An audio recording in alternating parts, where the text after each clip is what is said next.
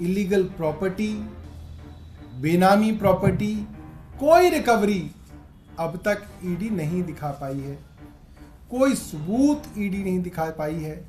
सिर्फ और सिर्फ एलिगेशन, आरोप, कोरे आरोपों पे अब तक ये मामला चल रहा है। मकसद साफ। नमस्कार, नेक्स्ट 9 न्यूज देख रहे हैं आप और मैं हूं आपके साथ प्रज्ञा सिंह। आम आदमी पार्टी क्या लोकसभा चुनाव से पहले अब पूरी तरह से खत्म होती हुई नजर आएगी। जहां एक ओर ईडी के शिकंजे में फंसते हुए अरविंद केजरीवाल नजर आ रहे हैं, तो वहीं दूसरी ओर संजय सिंह और मनीष सिसोदिया को भी राहत मिलती हुई नजर नहीं आ रही। लेकिन इसी बीच देखा गया कि संजय सिंह राज्यसभा सांसद के तौर पर शपथ ग्रहण करते हुए जरूर नजर आए। तमाम सवाल बनते हुए नजर आ रहे हैं ऐसे में कि क्या संजय सिंह जेल में रहकर राज्यसभा में सांसद के तौर पर अपनी जिम्मेदारियों को निभा पाएंगे।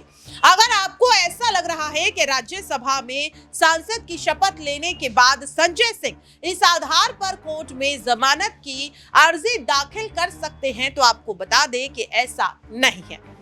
नियमों के अनुसार यहाँ पर आपको बता दें कि कोई भी सांसद इस आधार पर कोर्ट से जमानत नहीं ले सकता कि उसे विधानसभा या लोकसभा या संसद की अगर बात करें तो वहां पर अपनी जिम्मेदारियों को निभाने के लिए जमानत चाहिए।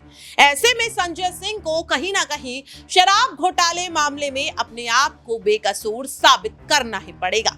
अगर मनीष सिसोदिया की बात की जाए तो मनीष सिसोदिया भी लगभग 1 साल से ज्यादा उन्हें समय हो चुका है जेल में रहते हुए। ऐसे में क्या वाकई अब आम आदमी पार्टी जिस तरह से लगातार शराब घोटाले मामले में फंसती हुई नजर आ रही है, किस तरह से अपने आप को बचा पाएगी? सवाल ये भी बनता हुआ नजर आ रहा है कि क्या वाकई में आम आदमी पार्टी ने कोई घोटाला किया भी है या फिर उन्हें जानबूझकर फंसाने की कोशिश की जा रही है।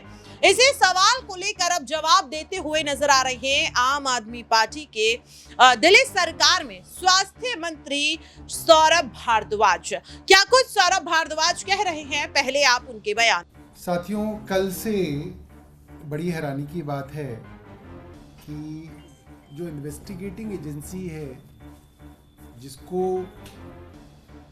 न्यूट्रल होना भी चाहिए और कम से कम होना तो दिखना तो चाहिए ही चाहिए, उस एजेंसी ने एक प्रेस रिलीज देके कहा है, और क्या कहा है वो सुनिए। बाय द एक्ट्स ऑफ मैं मुख्य लाइन पढ़ देता हूँ। In exchange of these favours she was involve in paying ₹100 crores to the leaders of AAP। ये इसका मुख्य प्रीमाइस है इस पूरी की पूरी प्रेस रिलीज का, कि 100 करोड़ रुपयों का लेन देन हुआ। और मैं आपको बताऊं कि भारतीय जनता पार्टी तो इसको कई हजार करोड़ का घोटाला बता रही थी, मगर अंत आते आते कई स्टेटमेंट बदलते बदलते अंततः ईडी ने कहा कि 100 करोड़ रुपए का लेन देन इस एक्साइज के मामले में हुआ। अब मैं सुप्रीम कोर्ट के जो न्यायालय में 30 अक्टूबर को जस्टिस संजीव खन्ना जी का जो ऑर्डर आया, और काफी लंबा चौड़ा ऑर्डर आया, उसमें इस 100 करोड़ रुपए के एलिगेशन के बारे में क्या कहा गया है वो मैं लाइन आपको पैराग्राफ नंबर 12 से पढ़ के सुनाना चाहता हूं। Thirdly,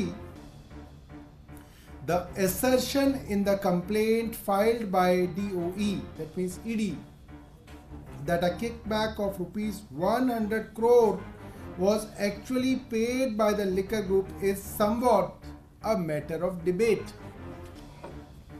यानी कि सुप्रीम कोर्ट ने, जिसके अंदर इस मामले को बहुत दिनों तक सुना गया, अपने एक विस्तृत ऑर्डर के अंदर ये साफ साफ पैरा नंबर 12 30 अक्टूबर 2023 की जजमेंट में कहा कि 100 करोड़ रुपए का लेन देन हुआ है।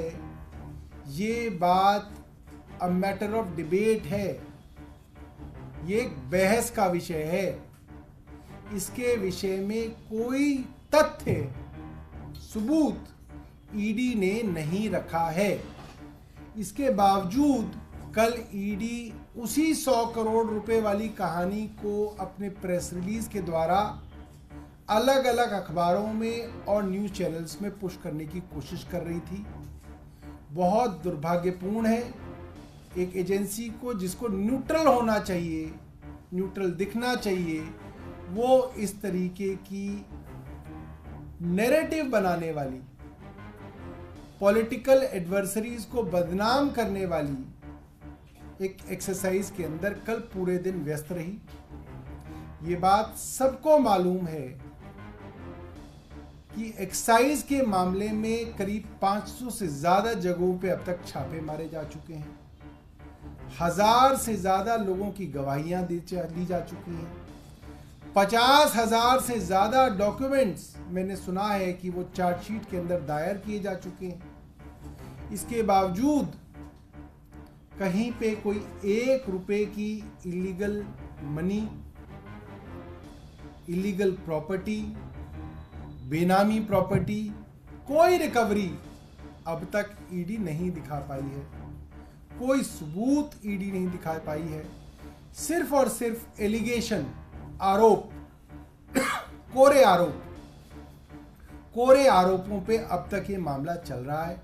मकसद साफ। तो देखा आपने और सुना भी। सवाल लगातार बनता हुआ नजर आ रहा है कि क्या वाकई में आम आदमी पार्टी के नेताओं की गिरफ्तारी, ईडी द्वारा भेजे जा रहे समन, जांच एजेंसियों की कार्रवाई क्या राजनीति से प्रेरित है? राजनीतिक द्वेष की चलते ही इन नेताओं पर जांच एजेंसी अपना शिकंजा कसती हुई नजर आ रही है, क्योंकि जिस दिल्ली कथित शराब घोटाले की बात लगातार ईडी कर रही है, उस पूरे घोटाले में ईडी सीबीआई की पूरी कार्रवाई सिर्फ और सिर्फ कारोबारी दिनेश अरोड़ा के बयान के आधार पर हो रही है। ईडी और सीबीआई अभी तक अदालत के सामने कोई भी ठोस सबूत पेश नहीं कर पाई है।